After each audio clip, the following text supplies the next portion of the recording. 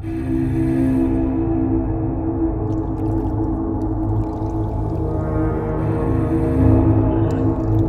name is Jake. I'm a DEA agent addicted to sex. I've busted several men and women over the last several years for drug dealing off of Craigslist. Drug dealers put in all the hard work making the hard-earned cash, and I just take it away within a flash. I have to admit, I'm more like a crook, but I'm a crook on the right side. But I don't really care. I'm a narc. The majority of the narcotics officers in the department swap drugs with each other, but I wasn't able to get a hold of any of my buddies this night. So I reluctantly went on Craigslist. I was browsing for Viagra. There was an ad that I stumbled upon that said dick pills for sale. We didn't bust people that sold Viagra. We went after people that sold real narcotics, like heroin, meth, and marijuana, but only the big time players that made big money. We don't waste our time going after the drug dealers that make dimes and nickels. That's chump change. So I texted the guy saying, "Hey, I'm looking for $20 worth." He replied back 2 minutes later saying, "Meet me in 20 minutes at the gas station, pump 6. He had all the info at the bottom of the ad, so I knew where to go. My wife was on a business trip, and I had one of my girls coming over for the night. I wanted to be able to perform all night long, if you know what I'm saying. I showed up at the gas station 5 minutes early just to scope out the area, making sure I wasn't being watched. Cars were coming in and out of the station, filling up with fuel like usual, when a big black Hummer drove up to pump 6. I walked over towards the Hummer. The guy popped his head out the window and said, "Yo, hop in," with a deep tone in his voice. He was a big, burly black guy. I told him I don't get into cars. That was my number one rule. "Come on, G, you want the Viagra or not?"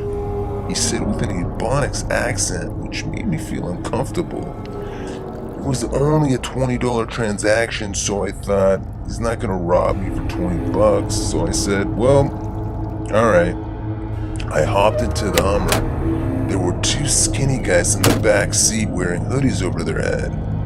"You got the money, G?" the driver questioned in a hostile way. I gave a $20 bill. "It's 100, yo." He spit on my $20 bill. Whoa. What's up, bro? "I'm getting 20 worth. That's 4 pills, right?" I was a bit nervous. I raised my eyebrows, thinking, come on, man. I read your ad. It said $5 a pill. "Yes." He talked with a somber tone and prolonged his word, "yeah," in a bit of an odd way. I was feeling uneasy. Something wasn't right. I thought to myself, I'm not buying heroin or meth, so what the hell is going on? Why is this guy acting all shady with me? Then one of the guys in the back pulled down his hoodie and said, "Michael," with an eerie voice, which was my alias name, which only meth drug dealers would know about. That was the name I used when I worked the streets undercover. I instantly tried opening the car door, but the door wouldn't open. The driver peeled out of the gas station, while the guy behind me wrapped his arm around my neck. I tried screaming, but I couldn't let out any words as I slowly started suffocating. They turned on some heavy dubstep music and blasted the music very loudly. I then passed out.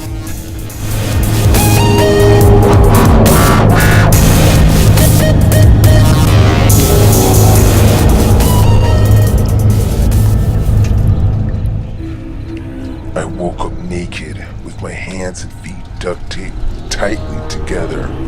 I noticed I was lying in a different car.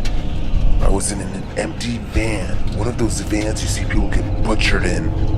I started screaming, "Help! Help! Help! Get me out of here!" The 2 guys that were sitting in the rear seat of the Hummer opened the side door of the van and shouted, "Crawl out slowly, Michael."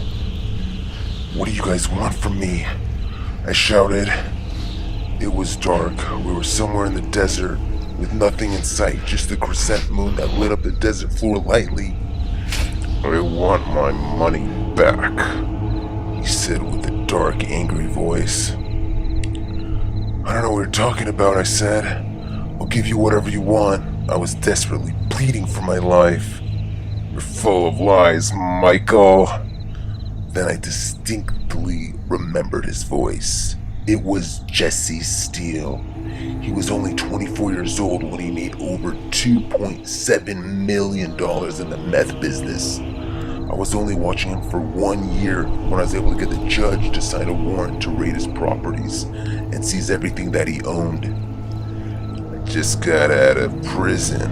After serving 5 years, I made it my mission to track you down, nigga. I don't know why he was calling me a nigga. I wasn't black. I told Jesse, "I don't even do narc work anymore. I'm retired, bro." "And soon you'll be dead, G," he said as he walked up to me and then started punching me in the face with his fists. My nose started gushing blood. Jesse's friend had to pull him off of me as he attacked me like a ravenous wolf. Jesse started screaming, "You nymphomaniac! That is how I was able to get you." I corrected him. "I'm actually a satyriasis. Nymphs are women, sats are men." He didn't say anything back. He pulled out a revolver from his waist and held it straight to my head. As I slouched on the desert floor with blood gushing out of my mouth and nose, I screamed, "Please, don't."